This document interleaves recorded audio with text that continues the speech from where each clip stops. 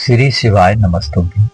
बच्चों के विवाह में लगातार देरी होना इस बात का सूचक है कि कहीं न कहीं कोई कुंडली दोष बना हुआ है, चाहे वह पितृदोष हो, मंगल या शनि दोष हो, या फिर राहु की, या देवगुरु बृहस्पति कमजोर है, या फिर शुक्रदेव कमजोर है, या फिर कुंडली के 7वें घर में कोई विरोधी ग्रह बैठ गया है।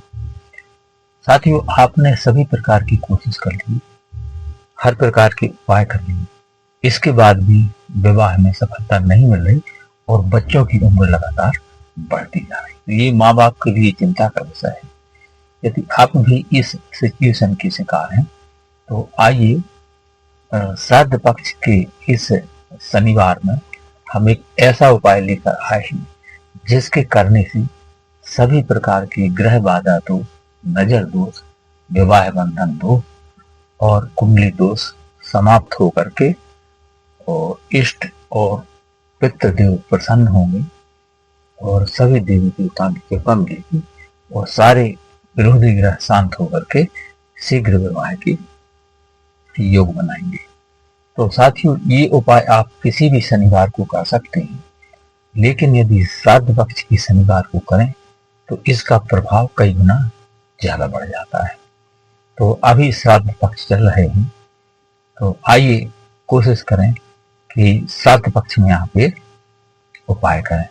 तो श्राद्ध पक्ष का पहला शनिवार 21 तारीख को है और दूसरा 28 तारीख को आने वाला है। तो आप इनमें कोशिश करें कि श्राद्ध पक्ष में ये उपाय करें। और मान लो किसी कारण से नहीं कर पाते हैं तो आप किसी भी शनिवार को ये कर सकते हो। तो आइए बात करते हैं उपाय की।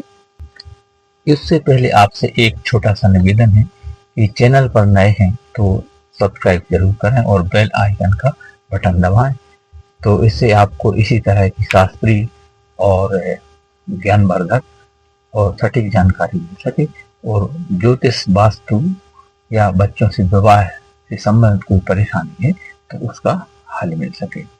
और अपने दोस्तों और रिश्तेदारों को शेयर करें जिससे उनको भी इसका लाभ मिल सके और आप इस अनुसार के भागीदार बन सके। अब आइए जान लेते हैं कि इस उपाय में आपको सामग्री क्या चाहिए। तो ज्यादा कुछ नहीं, एक कपूर की टिकिया, एक स्टील का लोटा और थोड़ा सा पीला चंदन पाउडर और थोड़ी सी काली तिल। तो आइए पहले बात कर लेते हैं कि लोटा के जल कैसे तैयार करना है। तो एक लोटे में आप जल भर लें, उसमें थोड़ा सा गंगा जल मिला लें और थोड़ा सा कच्चा दूध यानी बगैर उबला हुआ दूध उसमें मिला लें और उसके बाद जो कपूर की टिकिया आपने ली है उसको थोड़ा सा बारीक करके उसमें डाल लें, यानी कपूर की टिकिया, काली तिल, पीला चंदन, स्टील का लोटा, इतनी सामग्री आपको उपाय के लिए चाहिए पड़ेगी। तो एक टिकिया कपूर की उसमें मिक्स कर लें चूरा बना करके और लोटा जल आपका तैयार हो गया। इसके पहले आपको एक बात और बता दें, इस उपाय को आप सुबह भी कर सकते हो और शाम को भी कर सकते हो और बच्चे चाहें तो बच्चे स्वयं भी इस उपाय को कर सकते हैं। वैसे ज्यादातर माँ बाप इस उपाय को करते हैं, विशेषकर माँ, क्योंकि बच्चों की विवाहिक चिंता माँ को ज्यादा रहती है। यदि इस उपाय को आप सुबह करते हैं तो सुबह 11 बजे के पहले कर लें और शाम को करते हैं तो संध्या काल में करें, शाम को 4-5 बजे से 7 बजे तक। इसके बाद आपने जो सामग्री ली हुई है, इस सभी सामग्री को लेकर अपने आसपास के किसी शिव मंदिर में चले जाइए। आप शिव मंदिर में पहुंचकर सर्वप्रथम भगवान भोलेनाथ, गणेश जी और गणेश परिवार, वहां विराजक परिवार को प्रणाम करें और भगवान भोलेनाथ के शिवलिंग के पास आप पूर्व की तरफ मुख करके खड़े हो जाएं।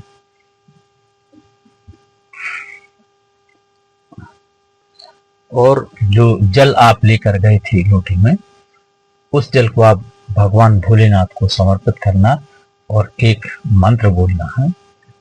मंत्र आपका जाना माना है कि कर्पूर गौरम करुणावतारम संसार सारम भुजगेंद्र हारम सदा वसंतम हृदयारविंदे भवम भवानी सहितम नमः।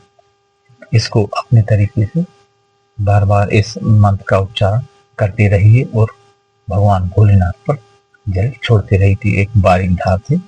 कर्पूर गौरम करुणावतारम संसार सारम भुजगेंद्र हारम सदा वसंतम हृदयारविंदे भवम भवानी सहितम नमामि। इस मंत्र को बोलते रहिए और भगवान भोलेनाथ के ऊपर जल की धार छोड़ते रहिए जब तक पूरा जल उनको समर्पित ना हो पाए। जितनी भी बार बोल सकें आप अधिकतम बोलते रहिए और पूरा जल भगवान शिव को समर्पित कर दीजिए। शिव जी और अपने पितृदेवों से प्रार्थना कीजिए अपनी मनोकामना बोलते हुए कि मेरे बच्चों की शीघ्र शादी की योग बनाए और उनकी कुंडली में जो भी ग्रह बाधा दोष उत्पन्न हो गए हैं उनको समाप्त करके और तुरंत शादी का योग बनाए। ऐसी आपको प्रार्थना करना है। साथियों, शिव पुराण में एक उल्लेख आता है कि भगवान भोलेनाथ को श्राद्ध पक्ष में जो काले तिल अर्पित करता है उसके पितृ हमेशा हमेशा के लिए प्रसन्न हो जाते हैं और आजीवन अपने यानी पुत्रों या कुटुंबियों को आशीर्वाद देते हैं और कभी उनको धन धान्य और किसी प्रकार की कमी नहीं होती। तो इस उपाय का मेन उद्देश्य वही है। शिव जी को काले तिल अर्पित करने से शनि मंगल राहु केतु शुक्र गुरु और पितृ सभी संतुष्ट हो जाते हैं। जैसे काले तिल चढ़ाने से शनि और मंगल देव और हमारे पितृ शांत हो जाते हैं और दूध शिवलिंग पर चढ़ाने से चंद्रदेव शांत हो जाते हैं। कपूर अर्पित करने से शुक्रदेव प्रसन्न हो जाते हैं और शांत हो जाते हैं और पीला चंदन चढ़ाने से देवगुरु बृहस्पति शांत हो जाते हैं।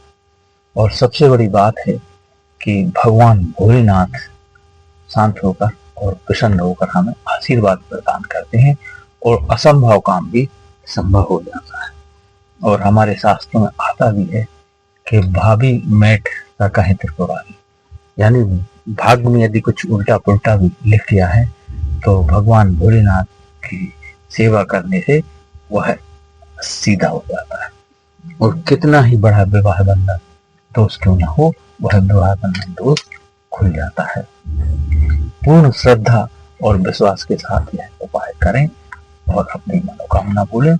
भगवान भोलेनाथ की कृपा से आपकी मनोकामना पूरी होगी, बच्चों के शीघ्र विवाह हो जाएंगे और बच्चे स्वयं कर रहे हैं तो अपने विवाह की कामना करें और भगवान भोलेनाथ से प्रार्थना करें। और ये उपाय आप किसी भी शनिवार को कर सकते हैं, लेकिन यदि श्राद्ध पक्ष की शनिवार हम कर रहे हैं तो उसका कई गुना आपको फल मिलेगा और आपके काम की सफलता जल्दी मिलेगी। तो श्री शिवाय नमस्तु, धन्यवाद। वीडियो पसंद आया हो तो लाइक शेयर और सब्सक्राइब करें, अपने दोस्तों और रिश्तेदारों को शेयर कर लें और जिससे उनको भी इसका लाभ मिले और कमेंट में श्री शिवाय नमस्तु दें। धन्यवाद। और ज्योतिष वास्तु और विवाह से संबंधित कोई प्रश्न हो तो कमेंट करें, निःशुल्क जवाब की व्यवस्था है।